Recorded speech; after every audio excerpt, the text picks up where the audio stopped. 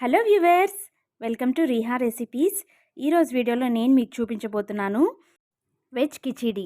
ఈ రెసిపీని మనం మార్నింగ్ హడావుడి పడకుండా ఉండే మదర్స్ కోసం ఈజీగా టేస్టీగా చేసేందుకు నేను ఇది మీకు చూపించబోతున్నాను. హ్యాపీగా ఈ కిచిడిని మీరు లంచ్ బాక్స్లో పెట్టేసేయచ్చు. పిల్లలు మాత్రం ఫుల్ ఖాళీ బాక్స్తో ఇంటికి రావడం మాత్రం ఖాయం. సో ఈ రెసిపీని చూసేద్దాం పదండి. ఫస్ట్ అయితే ఒక బౌల్ తీసేసుకొని ఇందులో నేను నార్మల్ రైసే వాడుతున్నాను, బాస్మతి రైస్ కూడా వాడుకోవచ్చు. ఒక గ్లాస్ వరకు అంటే 250 గ్రామ్స్ వరకు ఉంటుంది. ఈ బియ్యంని పోసేసుకున్నాను.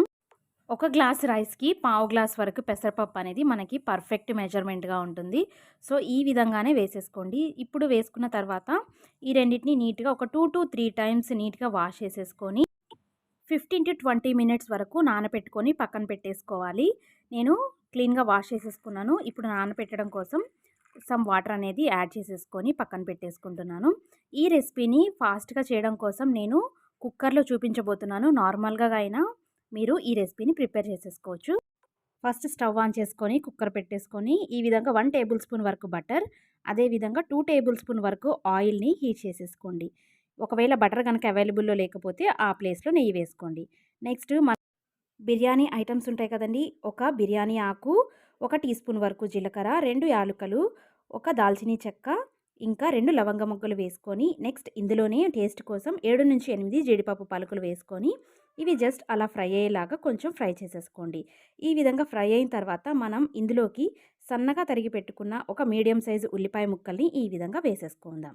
ఈ విధంగా వేసుకున్న తర్వాత నెక్స్ట్ ఒక 3 నుంచి 4 పచ్చిమిరపకాయలని ఈ విధంగా కట్ చేసుకొని వేసుకోవాలి. నెక్స్ట్ ఇందులోనే మనం టేస్ట్కి తగ్గట్టుగా సాల్ట్ యాడ్ చేసేసుకోవచ్చు ఉల్లిపాయలు వేగడం కోసం. నేనైతే యాడ్ చేయడం లేదు. నెక్స్ట్ ఇంకా టేస్టీగా చేయడం కోసం ఇందులోకి క్యారెట్ అలాగే బంగాళదుంప ముక్కల్ని ఈక్వల్ క్వాంటిటీలో తీసేసుకోండి. ఎక్కువ తక్కువ అయినా పర్లేదు, ఏం కాదు.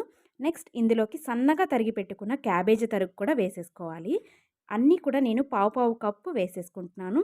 అదేవిధంగా ఒక మీడియం సైజు టమోటాని ఈ విధంగా వేసుకున్నాను. నెక్స్ట్ పచ్చి బఠానీల్ని నేను కొంచెం బాయిల్ చేసేసుకొని వేసుకుంటున్నాను. మొత్తం వేసేసుకున్న తర్వాత మనం ఇంకా ఏమైనా యాడ్ చేయాలనుకుంటే మనం విడిగా యాడ్ చేసేసుకోవచ్చు. నేను ఇంతవరకు మాత్రమే యాడ్ చేసేసుకున్నాను. మీకు నచ్చితే ఇందులోకి కొంచెం టేస్ట్ కోసం పావు టీ స్పూన్ పసుపు, అదేవిధంగా 1 టీ స్పూన్ వరకు అల్లం వెల్లుల్లి పేస్ట్, ఈ ముక్కలకి సరిపోయినంతగా ఒక 1 టేబుల్ స్పూన్ వరకు సాల్ట్ వేసేసుకొని చక్కగా ఫ్రై చేసేసుకోండి. ఒక 2 to 3 మినిట్స్ వీటిని ఫ్రై చేసేసుకున్న తర్వాత ఒక 5 మినిట్స్ ఫ్లేమ్ని మీడియంలో పెట్టేసి కొంచెం హీట్ చేసేసేయండి. అంటే ఫ్రై అయ్యేలాగా వీటిని వదిలేద్దాం. నెక్స్ట్ ఇందులోకి తరిగి పెట్టుకున్న కొంచెం కొత్తిమీర, అదేవిధంగా కొంచెం కరివేపాకు కూడా యాడ్ చేసేసాను. మీకు ఇష్టమైతే పుదీనా ఫ్లేవర్ కొంచెం పుదీనాకు కూడా యాడ్ చేసేసుకోవచ్చు. ఇందులోకి 1 టేబుల్ స్పూన్ వరకు ధనియాల పొడి, అదేవిధంగా జీలకర్ర పొడి కూడా యాడ్ చేసేసుకోవచ్చు. నేను ఆల్రెడీ జీలకర్ర వేసాను కాబట్టి నేను యాడ్ చేయట్లేదు. సో ఈ విధంగా ఫ్రై చేసేసుకున్నాం కదా. నెక్స్ట్ ఇందులోకి మనం ఇందాక నానబెట్టి పక్కన పెట్టేసుకున్న రైస్ ఏవైతే ఉంటాయో అది వేసేసుకోవాలి. పూర్తిగా రైస్ పప్పు అనేది ఒక 15 to 20 మినిట్స్ నానిపోయినాయి కదా. సో ఈజీగా కుక్ అయిపోతాయి అన్నమాట. రైస్ వేసిన తర్వాత ఒక 2 to 3 మినిట్స్ పాటు కొంచెం వీటిని ఫ్రై చేసుకోవాలి. ఫ్రై చేసిన తర్వాత మనం వాటర్ కోసం మెజర్మెంట్ ఒక గ్లాస్ రైస్కి 2 గ్లాసుల వరకు నార్మల్ మెజర్మెంట్ ఉంటుంది కదా. మళ్ళీ మనం ఎక్స్ట్రా పావు గ్లాస్ వరకు పప్పు అనేది యాడ్ చేసాం. దానికి కూడా ఒక హాఫ్ గ్లాస్ వరకు యాడ్ చేసుకుంటే మొత్తం 2.5 గ్లాసెస్ వాటర్ వరకు పడుతుంది. సో ఇదైతే పర్ఫెక్ట్ మెజర్మెంట్ అండి.